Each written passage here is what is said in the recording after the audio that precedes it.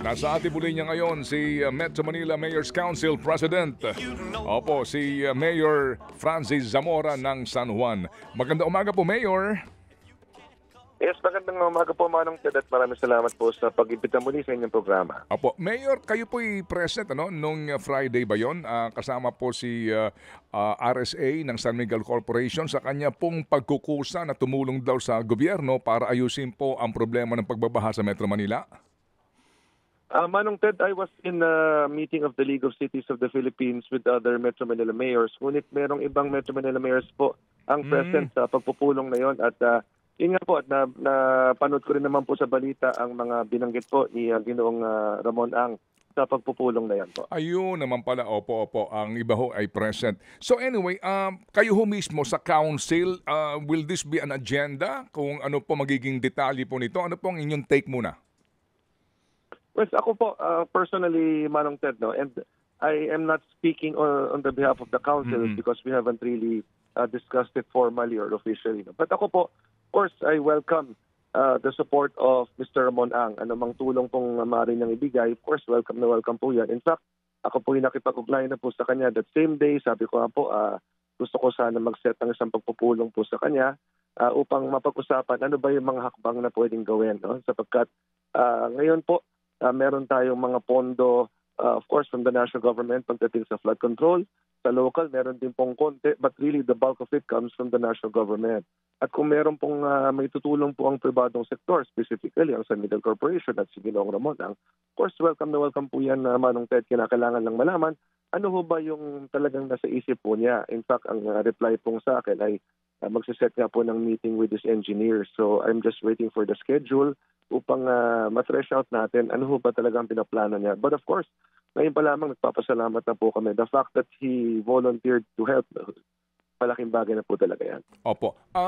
Mayor, so nung pong kanyang pagharap sa media with some mayors, napag-uusapan na po yung clearing na talagang importante sa mga waterways at sa ilang pang mga lugar na binabarhan nga nitong mga kung ano-anong mga bagay kaya hindi dumadaloy po ng malaya ang tubig papunta po ng Manila Bay. Dito daw ho kailangan ng tulong ng mga mayors. Sa usapin po, sir, ng una, yung may mga nakatira na mga urban poor sa mga estero at yung pong mga sinasabing nabarhan na nang dahil sa encroachment o pagtatayo mismo ng infrastructure ng gobyerno. Tingin niyo ho, doable kaya ayo? Magagawa ba yon? Actually, ganito po, Manong Ted, ang real issue ho dyan. Yes, there is a Supreme Court mandamus kung saan nakasaad nga. Dapat along the river, 10 meters po ang easement. Along the creeks, 3 meters po dapat ang easement. At yan po ay base po sa isang Supreme Court mandamus. So kinakailangan po ilikas po sila, ilipat sa ibang mga tirahan upang mawala nga sila sa tinatawag na danger zone. At yan po, dito sa San Juan ay nagagawa ho natin. But again, overall, it is really a challenge. Bakit po? Una-una, hindi ka naman basta pwede mag-relocate na wala silang lilipatan. Ang tanong, gusto man ilipat po ng ibang mga mayors yung mga nasa waterways, meron bang sapat na relocation sites? Halimbawa, yung NHA po, limitado lang naman din yung mga units na pwedeng paglipatan, merong allocation per city. At minsan po, Manong Ted, yung LGUs kung nasaan ang mga relocation sites natin ay tumatanggi na rin na sa pagdagdag pa ng karagdagang mga lilipat. That is a real issue that we face. Next, yung pag-ilipat nga ho sila, ang tanong, palalayo pa sila sa kanilang mga paaralan, yung mga kabataan, yung mga trabaho nila, malalayo po sila. So, ideally nga talaga in city relocation po or within Metro Manila rin. So, these are challenges. Hindi ko naman po sinasabing imposible. Ngunit, ito po yung mga hinaharap ng mga mayors tuwing kinakailangan po mag-relocate. But again, mahalaga po talaga na yung mga nakatira sa mga waterways ay mailipat po natin. Sapagkat delikado po yan para sa kanila. Kadalasan talaga kapag nagbabaha na, silang una natin kinakailangang i-evacuate. At nagiging vicious cycle na lang po yan na Manong Ted, na tuwing babaha ay mag-evacuate tayo. Sila rin parate sapagkat sila nga po yung nasa tinatawag nating danger zone. Next naman po, kung sakaling meron ng mga bahay na naitayo sa mga drainage systems po natin. In fact, dito po sa San Juan, that is what we are auditing currently. Manong Ted, no, nag-inventaryo tayo ng mga drainage systems natin. At kung meron nga pong natabunan na ng mga structures at kinakailangan pong tanggalin ang mga structures na ito at ilipat sila sa ibang sites, no, na kung saan sila titira, yan po yung aming gagawin. Meron po tayong current na pambansang babae para sa Pilipinas sa San Juan, Manong Ted, and we will prioritize itong mga families po na maapektuhan kung sakaling kinakailangan pong ilipat nga sila ng tahanan. Okay, sige po. So ito hong sinasabi niyong audit sa mga drainage system ninyo na barado for so many reasons at doon po sa San Juan River mismo na nasasakupan po ng inyong lungsod, may audit ka ninyo kayo.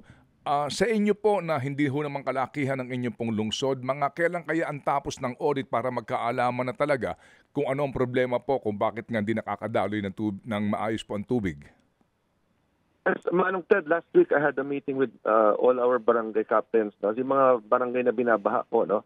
Pati po ang ating mga department heads. In fact, identified na namin yung mga location na kinakailangan talagang puntahan, no? At meron po kasi tayo mga pumping stations din na padating. So in fact, matagal na naman po na undertaking po ito, but again, the reality is pagdating halimbawa sa pumping station, kinakailangan ho yan mapasok sa General Appropriations Act, kinakailangan mapondohan, you have to sometimes expropriate pa ng lupa, di ba, Manong Ted? Kasi minsan yung location kung saan ito dapat itayo ay privately owned, kailangan dumaan sa expropriation proceedings. So all of these ongoing naman po at meron kaming mga na-identify specifically dito po sa Barangay San Perfecto, Barangay Batis, na ilang metro na lang po yan mula sa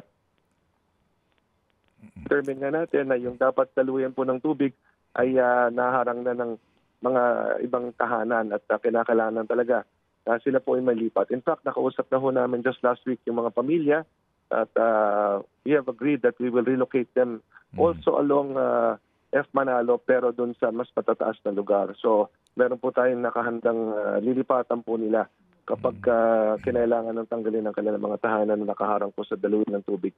And this is something that I believe must be done all over Metro Manila. Yung mga drainage systems po natin kasi kung hahayaan natin nakaharang lang po ang mga tahanan na ito, mga strukturang ito, mahal po sa atin. No? At hindi lamang naman ito ang problema. Of course, we have to honestly accept yung problema po ng basura. Ay kinakailangan maging disiplinado po tayo bilang mga mamamayan. No? Yung dredging po, Manong Ted, kinakailangan po yan sapagkat halimbawa itong San Juan River, yung dating lalim niya ay hindi na po ganun ngayon. Dahil nag-accumulate na yung silt, nag-accumulate na nga ho yung basura, so bumababaw na siya. Kaya pag umuulan po, mas mabilis siyang umapaw kaysa dati kasi nawala na nga ho yung lalim niya. So all of this will really need funding at hindi ho yan basta-basta pwede natin sabihin, sige, next week, next month, simulan, no? Kasi may proseso po ang pagpupondo, hindi naman po yan kaya ng isang bagsakan lang. So again, going back to Mr. Ramon Ang, yun po talagang specifically i-request ko for San Juan, dredging ng ating San Juan River, ng mga creeks, at kung kinakailangan nga may mga ilipat na mga pamilya sa ibang mga lugar, ay makatulong po siya sa magiging mga relocation sites. Because right now, even if we want to transfer even more families, ang NHA po ay hindi naman kayang i-accommodate sabay-sabay po yan. At kung sabay-sabay nga po maglilipat sa taga-ibang bahagi ng Metro Manila, you will be talking of thousands of families. No? So all of these have to be planned for, Manong Ted. But again, we welcome all his support. Opo. Mayor, sa inyo pong syudad, mga ilan ang inyong estimate na dapat ma-relocate, no? Dahil nga sila ay nakatira sa mga estero. Konting-konti na lang po talaga, honestly. No? Even if you check our San Juan River, yung ating easement po along F. Manalo. In fact, ginagawa na nga linear park yan ng MMDA. So talaga napaka-konti na lamang. No? Ang kailangan pong i-relocate ngayon, yung mga madidetermine po natin na mga nakatira sa mga dating daluyan ng tubig. No? When I say dating daluyan ng tubig, merong mga drainage po sa ilalim nila, natayuan na ng mga informal settler families. Meron ng mga nakatira doon ngayon. So yan po ang kinakailangan natin i-clear. In fact, we have determined a couple of families already from Barangay San Perfecto. At kinuusap na po sila ng ating mga department heads nung nakarang araw. In fact, we have agreed already, no? Kasi mas mabuti yung dinadaan natin sa mabuting usapan, dadali natin sila sa tamang malilipatan, hindi natin sila ilalayo mula sa kanilang kasalukuyang tahanan. No? Maraming social issues din po kasi that have to be considered, Manong Ted. But again, all of these have to be done kung talagang gusto nating masolusyonan po ang problema ng pagbaba sa Metro Manila. Opo, nabanggit nyo nga po, no, kayo po nagsisimula na ng inyong audit at sabi ho ninyo, dapat gawin ito sa lahat ng lungsod sa Metro Manila. Kasi tama po, no, Mayor, hindi maaring isa lang kayo, dalawa lang, tatlo lang kayo. Kung hindi, para maayos talaga ang problema natin dito, magkaroon ng audit inventaryo sa lahat ng waterway, sa lahat ng mga drainage na problemado ngayon. Ganun po yung Mayor? Ako po, that's my personal suggestion po. No? At kausap ko na rin po si MMDA Chairman Don Artes. No? Ginagawa na rin po. In fact, tinatapos na ng MMDA at ng DPWH ang Metro Manila Drainage Master Plan. Mahalaga ito, Manong Ted, sapagkat alam naman natin yung kasalukuyang mga drainage systems po natin sa Kamaynilaan ay luma na po ito. Kung nag-upgrade man, no, hindi naman po yan talaga Metro Manila wide. Probably just portions lamang ang mga na-upgrade every now and then. Ngunit kinakailangan aralin po talaga ito. At interconnected po tayo, Manong Ted, no? Hindi naman pwedeng San Juan lang, Mandaluyong lang, sapagkat tumatagos po yung drainage systems natin across cities. No? Palabas nga po sa yung mga exit points po ng ating mga tributaries. So this has to be planned for properly at we have to consider all 17 LGUs as interconnected. So parati naman po kung nag-uusap ni Chairman Artes ng MMDA po dyan. In fact, sa aming next Metro Manila Council meeting, I will ask for an update kay Chairman Artes sapagkat yan po ay between MMDA po at DPWH. At dapat po yung inputs ng mayors kunin, Manong Ted, sapagkat kami po nakakaalam. Ano bang mga bahagi ng aming mga lungsod ang binabaha, saan dapat mag-upgrade ng mga drainage? Opo. So, palaki ng mga culverts at yung mga pumping stations po. Opo. Kailan po ang inyong next council meeting po tungkol nga sa bagay na ito? Pati po siguro yung proposal ni Ginoong Ramon Ang. Yes, in fact, I'm scheduling already with Chairman Artes, Manong Ted, no?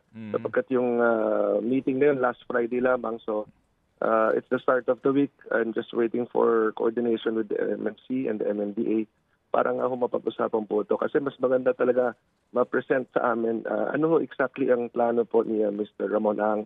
And all mayors must be present para naman align po tayo sa anumang mga gagawin po natin patungkol po ito sa flood control. Okay, sige po. So bottom line po dito, Mayor, maliban sa funding, political will, ano po?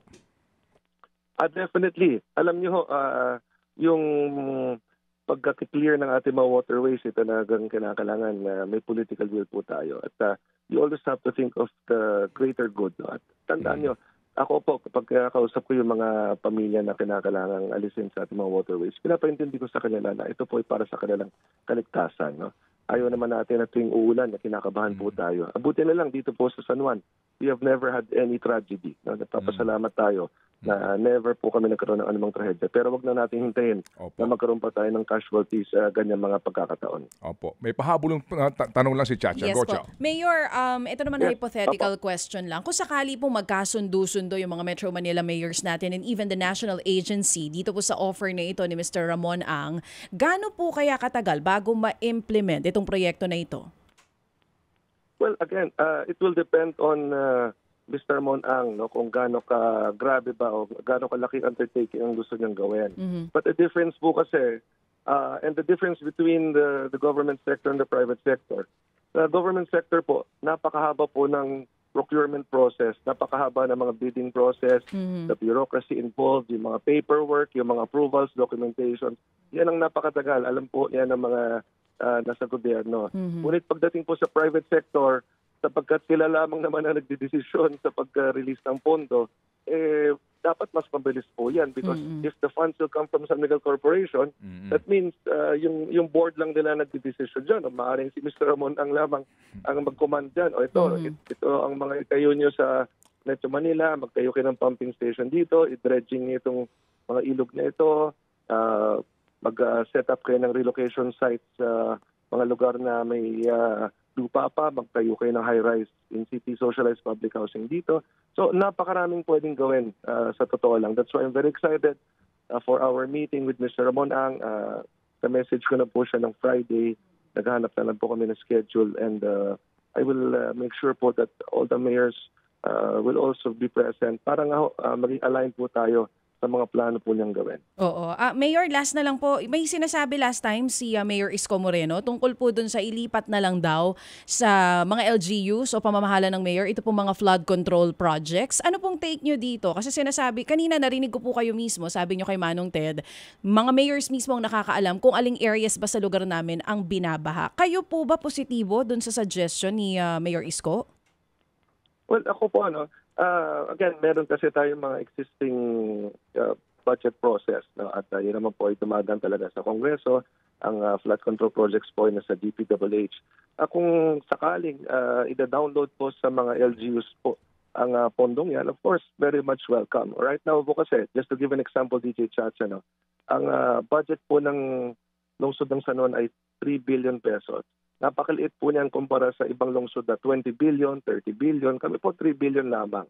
At yung 3 billion na yan, kung malaking bahagi po niyan ay gagamitin natin sa flood control, wala na po kaming ipamang-sweldo sa aming mga empleyado, papangbayad sa kuryente sa ating mga street lights, yung maintenance sa mga kalye. So talagang hindi natin kakayanin. Ngunit kung sakali magkakaroon po ng pagbabago sa proseso ng pagpopondo at ida-download nga ho sa amin yan, very much welcome po, of course, sapagkat mas mabilis natin ma-implement ang mga proyektong ito. At kami mismo, matututukan namin. Kasi gusto ko, siyempre, natututukan natin yung mga projects po natin. When it comes to local government projects, kung saan kami po ang implementing agency, natututukan po namin yan sapagkat kami mismo nag-undertake yan. Diba? But when it comes, of course, to the national government, DPWH po yan at meron silang sariling mga proseso po na kailangan pagdaanan. So again, it is something that can be studied.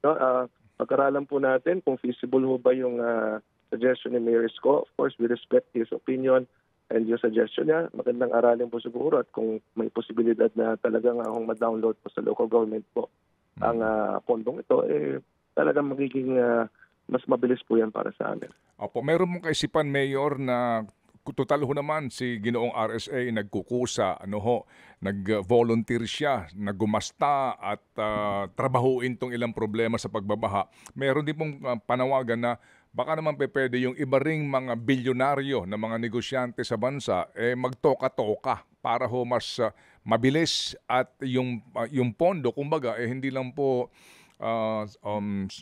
aakuin ng San Miguel, kung hindi ilang pang mga may negosyo sa Pilipinas para makatulong po. Well, magandang suggestion po yan, Manong Ted, Kung si Ginoong Ramon ang pong magiging pasimuno nito at susunod po ang iba, isipin niyo po sa dami po ng mga malalaking negosyante po sa ating bansa kung sila nga po yung mag-ambag-ambag, At maganda ho rito, this will be a legacy for all of them, na sa panahon ito na sila ay nagtulong-tulong upang talagang paidsan ang problema ng pagbabaha sa Metro Manila, talagang magiging magandang legacy po yan para sa kanila. And this might be the start of it, Manong Ted. Di ba? Kumbaga, each of our big companies here in the Philippines, kung sila po ay mag-ambag-ambag para dito, malaking bagay po yan. Okay, sige po. So salamat na marami. Makikibalita kami, Mayor, kapag po nagkaroon na ho kayo ng pagpupulong sa konseho dito po sa napaka-importanteng isyong ito. Salamat po, Mayor. Opo, maraming salamat din po sa inyo. Thank you. Si Mayor Francis Zamora ang siya pong tumatayo na presidente ng Metro Manila Mayor's Council.